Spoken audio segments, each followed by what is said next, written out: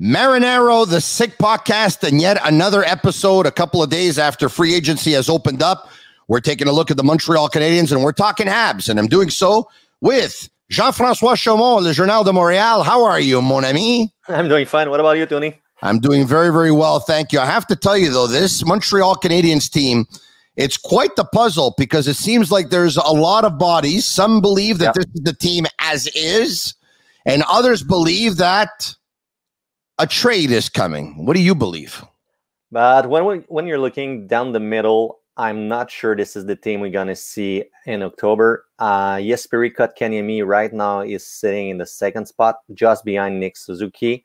Yes, it will be Kotkaniemi's fourth season in the NHL, but he's only 21. Marc Bergevin is always saying last year he was only 20, he was only 19, now he's only 21. But the fact is, even though he's still young, I'm not sure he's ready for that type of role.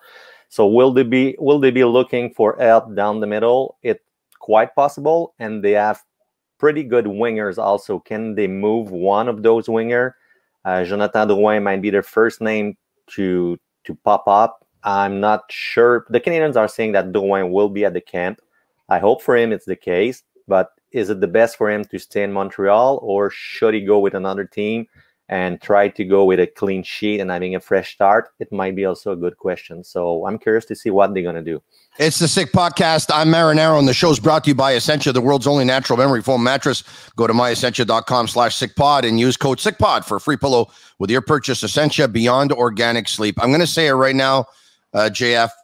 I don't think Jonathan Drouin starts the season in Montreal. I hope for, if listen. I'm only hoping for the best for him. Yeah. Honestly. What could it be? Is it in Montreal or somewhere else? It might be with a new team. I just I don't see how it's going to work long term. It could probably work short term because, of course, he needed the time off and to work on some things, and he comes back and he's ready, and I get that. The challenge is that if he had to take time away from hockey because of the pressures of Montreal and everything that comes with it, and when he comes back, it's still going to be Montreal. It will be the same. It will be the same pressure. And if you look down the wing, left wing, you have Mike Hoffman now who's in Montreal. Tyler Toffoli can play the left wing, and on the other side, on the right wing, you have Brendan Gallagher and Cole Caulfield. And you need to add Josh Anderson. Anderson can also be playing on the left. Drouin, I don't think is a third liner. He should be a top 6 in the NHL if you want him to put him on a bright spot. So it might be a piece of a puzzle that you can move. I'm not sure you're going to have a big return. I don't think you're going to have a big return. But if you can save up some money and give him a second chance, it might be good for the Canadiens, and it might be good for Jonathan Drouin also. All right. So I have some lines here. Yeah. All right. And whether, we can move them around, and I just wrote them down very, very quickly and all that stuff. All right. Yep. I see Suzuki. Let's just say Suzuki's with Caulfield and Toffoli. That's the duo. I'm pretty sure Suzuki is with Caulfield. Who's going to be on the left wing? It could be Toffoli because Toffoli is a good two-way guy. He's not only a good goal scorer. It's making sense for the first line. Yeah. Okay, let's say Kotkaniemi, Anderson, and Hoffman. Yeah, but Kotkaniemi as a second line, it's pretty big. It's going to be heavy minutes for him. It's going to be a tough matchup. And at the end of the year, when we've been talking to the guys, the players were doing exit meeting with Marc Bergevin and Dominique Ducharme, and it was pretty quick. We received a schedule, and the guys were supposed to be talking at 1 or at 1:30 or at 2 p.m. And Kotkaniemi was one of the last player to go with the media. It was supposed to be, I think, at 3 p.m. And it was somewhere between 3:40 and 3:50 p.m. that he showed up to the media, and we were having the feeling that it was a long exit meeting. It was not probably an easy talk with Bergevin and Ducharme. Yes, he's still young, but they want to see him improve and improve quickly. And are they helping the kid if they're throwing him right away as a second center? I'm not sure. I'm curious to see what's going to be the result next year. A shout out to sportbuffshop.com for all of your officially licensed sports apparel and more. Use code SICK15 for 15% off on all of their items. You can pick up some hoodies and some jerseys of your favorite pro teams at sportbuffshop.com. All right, okay. A lot of people are asking me, are the Montreal Canadiens a better team now than they were last season? I have my opinion, but I'd like to have yours first. I don't think so, Tony. The easiest answer, they're losing their captain. And yes, Weber was still a top 2 defenseman for that team, but Weber is also the captain of the team. Really, really big presence in the locker room. They're losing also Corey Perry, another key guys in terms of leadership. And the big loss for me, it's Philippe Danault. Yes, it's a pretty long contract, 6 years in LA. Yes, it's a lot of money, 5.5 million. I'm not sure the Kings will be pleased with that deal in 4 or 5 years. But short term for the Canadiens, that move can be really, it's going to be tough to replace Danault short term. You're asking Kotkaniemi to do it. I think it's too quick. So you're losing leadership. You're losing a pretty big piece in the middle. Carey Price, you have some doubts with his knee, with his hip. Will he be ready for the start of the season? We don't know. Probably he will be, but looking at the team, yes, David Savard is a pretty good righty defenseman, but he's not Shea Weber. Mike Hoffman will be helping the power play, but 5 against 5, he's not the best one. So I'm not. It's a long answer, Tony, but I don't think the Canadiens is having a better team right now than it was a few months ago. And I wouldn't bet that they are either. I think it's. I think we would be naive to say that they're better because they're losing 2 sure bets, and they're hoping that once again Hoffman is consistent all season, which he's never been over the course of his career. He's moved around a lot, and the X factor. They're hoping that Jesperi Kotkaniemi can come in and play 17 minutes a night as your second line centerman and produce consistently. And we saw 2 Kokkaniemis or 3 Kokkaniemis. We saw one during the regular season that struggled. Yep. We saw one during the playoffs who scored big goals, but when he wasn't scoring those goals, he was very average to the point where they took him out of the lineup. And Tony, he was playing 12, 13, 14 minutes per game. He was not on a 16 to 18 minutes per game in the middle. But one of the X factor also for the Canadiens, I think, if they want to improve, it might be Cole Caulfield. Yes, it's a lot of pressure, but Caulfield, compared to Kotkaniemi, was able to have a bright start right away and to be a contributor and a dominant player, even though he was only 20 years old last year. If Caulfield can have a season from somewhere to 20 to 30 goals, it will be helping a lot the Montreal Canadiens for the next season. And I'm pretty sure that Caulfield is ready and able to do it, even though it's going to be his rookie season for Cole Caulfield. He's a JF Chaumont, and a shout out to Sophistication, event rentals, live music, DJ, sound systems, tents, chairs, tables, decor, lighting, photo booth, TV screens. You'll actually need some of their, maybe they can set up something for you if you're going to be calling them today, because today is actually going to be raining for a while at 514-570-5770. But they're your one-stop shop. So if you want to have some kind of celebration, those are the people to call. All right. Plain and simple. Yep. Brendan Gallagher. Everyone loves him. But business is business. And they talked business with him last year when they gave him a 6-year extension at $6.5 million a year. Knowing that you were going to lose Philippe Danault at 6 years, $5.5 million, because you signed Brendan Gallagher at 6 years, $6.5 million, who would you have rather kept? Oh, it's a tough question, Tony. I think we need to be tough questions, Jeff. No, but I think we need to be honest. If we go back 9-10 months ago when they decided to go with Brendan Gallagher, I think the answer will have been Brendan Gallagher. Gallagher is still the heart and soul of the Montreal Canadiens. He's not having the C on his sweater, but honestly, Tony, you've been in that room. The guys who are always talking after a win, after a loss, it's Brendan Gallagher. He's a warrior. He's a tough kid. I don't think it's fair to judge him only by the numbers. Brendan Gallagher will be slowing down, and probably Brendan Gallagher in 3, 4, 5 years, it might be tougher for him because that guy is giving always 100% on the ice. He's playing hurt. He's going to be blocking shot. We know Brendan Gallagher. He's going to be in front of the net. But Gallagher is a winger. Danault is a center. The NHL of today, I think you need to build with the middle. It could have been the smart move to go with Danault. But once again, Tony, they offer him also the big money.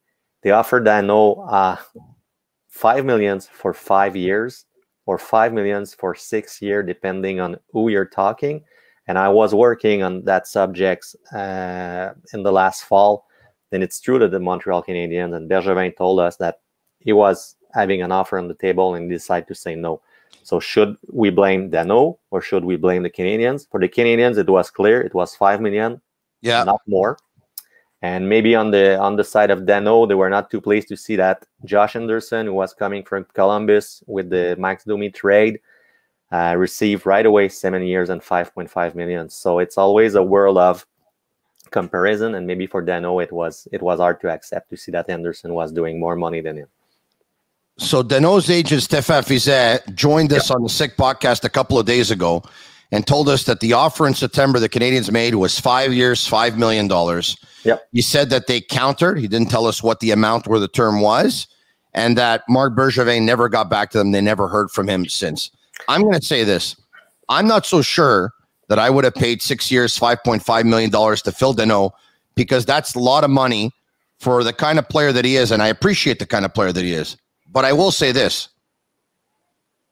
I think based on the wingers the Canadiens have, Caulfield, Anderson, Toffoli, Hoffman, and they're all under contract for several seasons, and based on the big question mark that is Kotkaniemi, I think Danault makes more sense at his contract than Gallagher does at his. And another thing I'm going to say is Josh Anderson doesn't produce enough points to live up to his contract. And now, yes, you're going to tell me he's a special player because he's a type of profile that you don't have. I understand that, but Phil Danault is one of the best defensive centermen in the National Hockey League too. So he too has a niche. But Tony, we're looking in terms of numbers. Yes, Danault is probably one of the best defensively in the NHL, but he's maybe a maximum of 40, 45 points. Probably the Kings are having a different vision with Phil Danault. Rob Blake, Todd McClellan told him that he will have some power play time in LA, probably right behind Nze Kopitar as the first center. He will have a bigger role offensively, and this is why Danault was really pleased to go to LA, because they're seeing him maybe with more punch offensively than Montreal are looking with Danault. But in terms of number, Danault, yes, he's one of the best defensively, but he's not a Ryan O'Reilly. He's not a Sean Couturier. He's not a Patrice Bergeron offensively.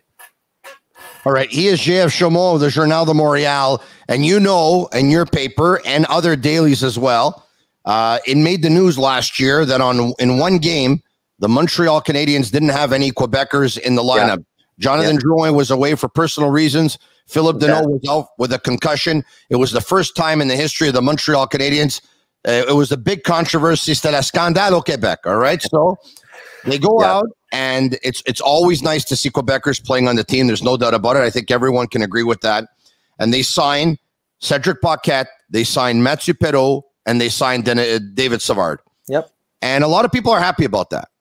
But there are some who are saying it looks like they really wanted to go out and sign Quebecers because of the news that happened last year.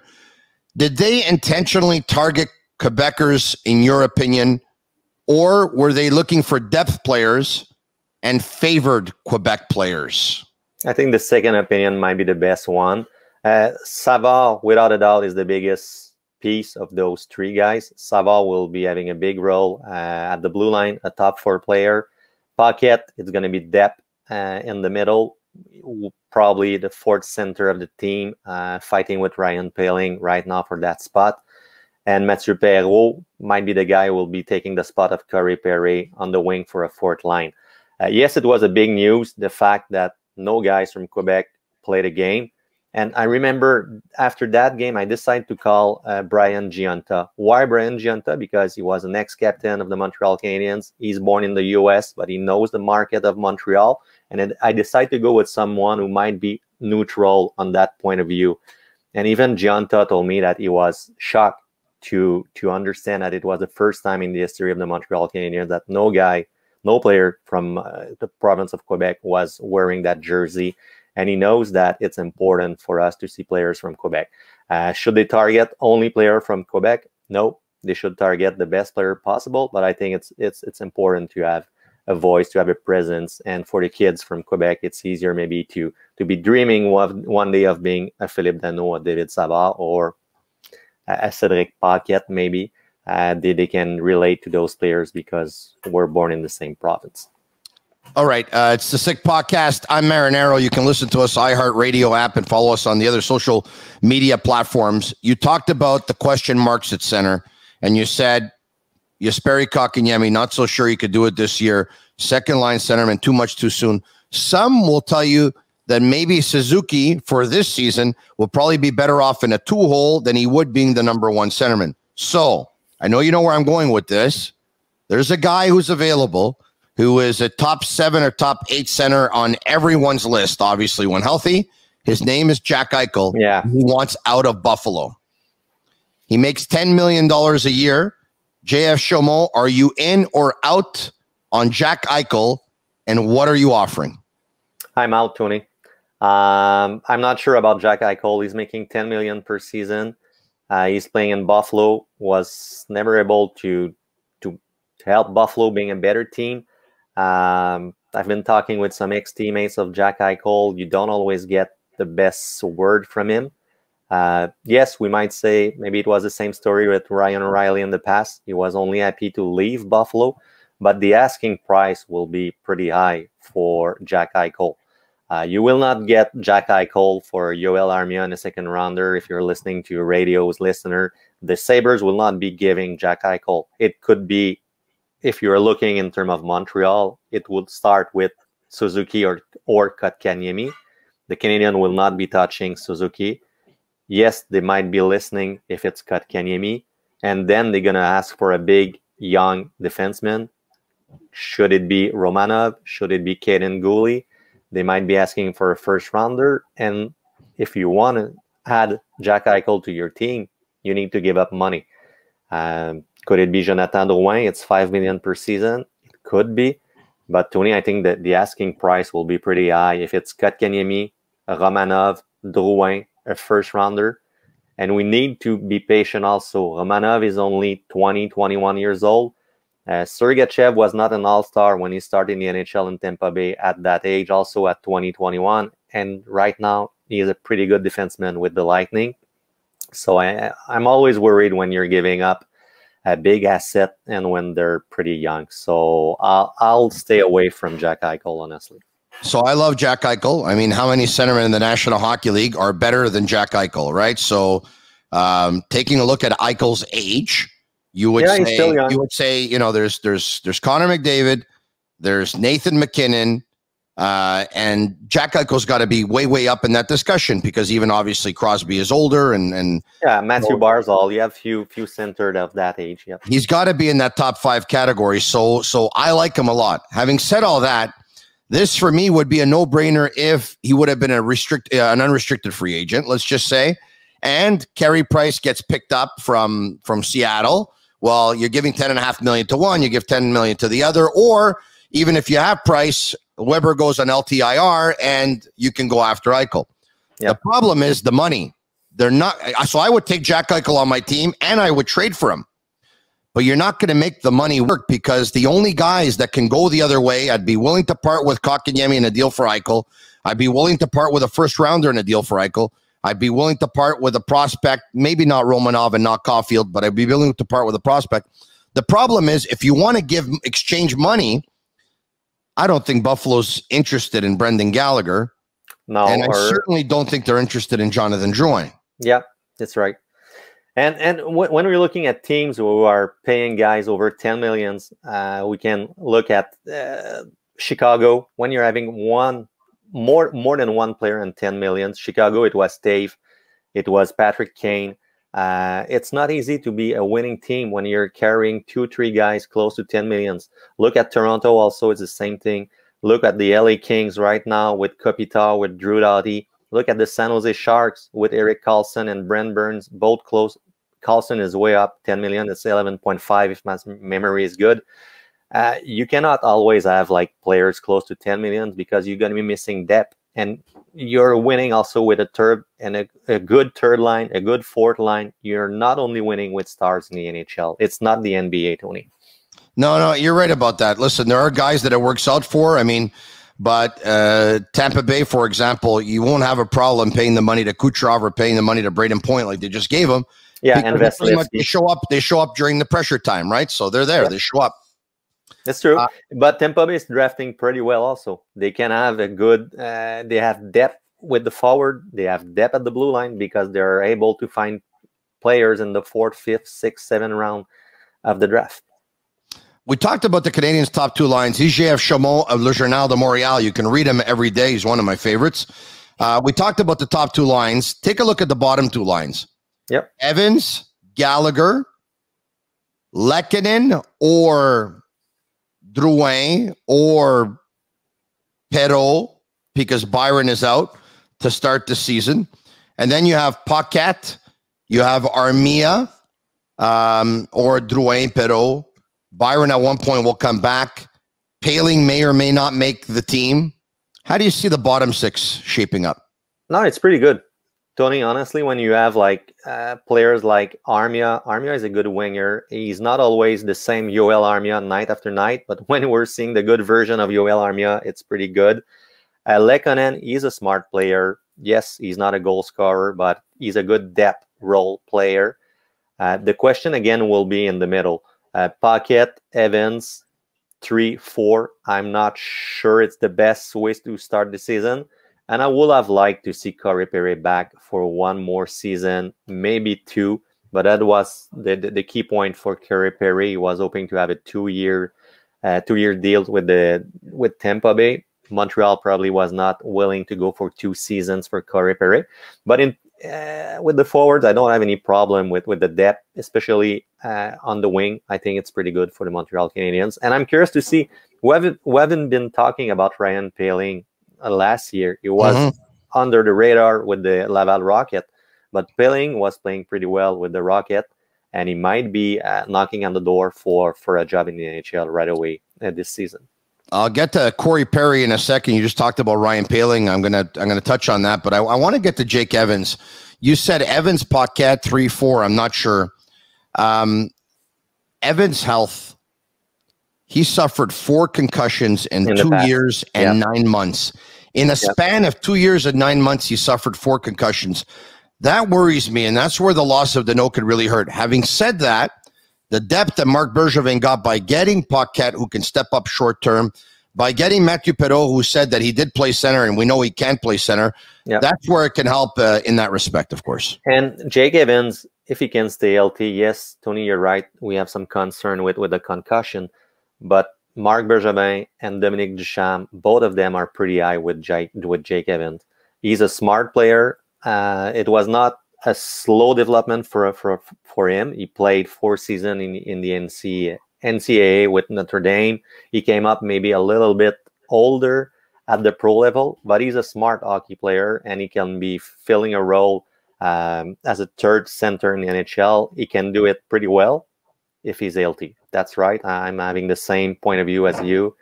We all saw what happened during the playoff with the Mark Scheifele hit, and it was not the first time for him. So we knock on wood for Jake Evans. If he can stay healthy, it's going to be a key part of that team this season. If you were a betting man, you can place your bets on MyBookie and go to mybookie.ag/the Sick Podcast and use code SickPicks for a 50% deposit bonus. Bet, win, get paid. Would you put money on the Canadiens winning the Stanley Cup in the next 2 years? It's yes or no. Nope. So I wouldn't sign Corey Perry either if I was Marc Bergevin. And maybe Corey Perry was hoping to go with Tampa because he thinks that it's possible for him to win with the Lightning, not with the Montreal Canadiens. And if I'm Julien Brisebois, I do sign Corey Perry to a 2-year deal with the Tampa Bay Lightning. So I don't blame the Canadiens on that one. I would have walked away as well. I know it's not a lot of money. I know it's nothing. I know he can serve as a mentor to the younger players. Trust me, I get that too. But at one point, you have other players that I think have more gas left in the tank, and I think they have to play. So I don't blame the Canadiens for passing on Perry. I think it's a great move by the Tampa Bay Lightning. On defense, Edmondson, Petrie, Sherratt, and Savard taking over for Weber, and Kulak with Romanov, maybe Norlinder. Yeah. How do you see it playing out on defense? Because some would love to see Romanov with Savard and have the Canadiens go out and acquire someone else who can step in and play with Sherratt, because Sherratt and Savard is kind of like a little bit of the same. Mind you, it worked with Sherratt and Weber. Yeah, it's basically the same type of D with if it's Sherratt and Savard, you're gonna keep the same duo of Joel Edmondson and Jeff Petrie. I think this is the only duo that we're pretty sure it's gonna be the same. Romanov, if he's having a good start of the season, we can give him a bigger role. I will not be surprised to see Romanov playing close to 20 minutes. The unknown, it's probably Matthias Norlinder. It's going to be his first season if he's staying in North America, because he can go back to Sweden if he's not making the Montreal Canadiens. But they're going to need a puck-moving defenseman. Savard is not a puck-moving. Joel Edmondson either. Ben Sherratt now. The only one is Jeff Petrie, and Alexander Romanov can be filling that role. Brett Kulak can do it also, but Brett Kulak, it's always up and down. We don't know what we're going to get for him. Yes, they might be looking for help at the blue line, but I think, Tony, all the teams are looking for help at this point of the season at the blue line. It won't be easy. And if you're looking at that division, it's going to be tough, Tony. Toronto, Tampa Bay, Florida, Boston, Montreal, it's not an easy Atlantic division. Is there in ending a player that you think within reason is obtainable and the Canadiens should try and go after? It's a good question. You're probably thinking of a second-line centerman somewhere in the National Hockey League, right? Probably by a trade. I don't have any names right now. But if you're looking at help with a defense guy, I'm not sure. I don't think they're going to do it, but I'll be knocking at the door of Colorado asking for Samuel Girard. I know they were not really pleased with the way he was playing during the playoff. They just gave Cale Makar a ton of money. Yeah. Darcy Comper is only there right now for 1 year at 4.5, I think. Yeah. If they're looking to maybe one day they're going to need to re-sign Nathan McKinnon. He will not be playing at 6.3 the rest of his career. So maybe it's the type of guy that Colorado will be shopping. If it's the case, Girard is still young. He's skating really, really well. Can be playing power play. It's that type of player that I'll be looking at. And they need a puck. And it's not, Anthony. It's not because it's a French Canadian. No, I understand. Because he's filling the type of role that the Montreal Canadiens will be looking at. And he obviously, they need a puck moving defenseman for sure. And you know what? The fact that he is a French Canadian, I think, it's a bonus. It's a bonus for sure. 100%. All right. So now you are headed out on vacation, are you not? Or are you taking off? Yeah. Where are you going? Yeah, I'm going to Mont-Tremblant with the family. I'm having 2 little girls. Okay. My girlfriend is having 2 kids also. So we're going for a 1 week at Mont-Tremblant. So leaving hockey a little bit for a few days. Cheers to your vacation. I hope you have some of these. Cherry River Hard Seltzer, only 90 calories. Natural flavors, no preservatives. Now available in Quebec grocery stores and at the beer store as well. To you, Jean-François Chaumont, for your vacation. Have a good one. Cheers, my man. Merci beaucoup, Tony. Merci. Have a good day. Marinero, the Sick Podcast. And you can listen to us on iHeartRadio and follow us on all social media podcasts. Jean-François Chaumont, the Journal de Montréal. Salut la visite. Bye, Tony.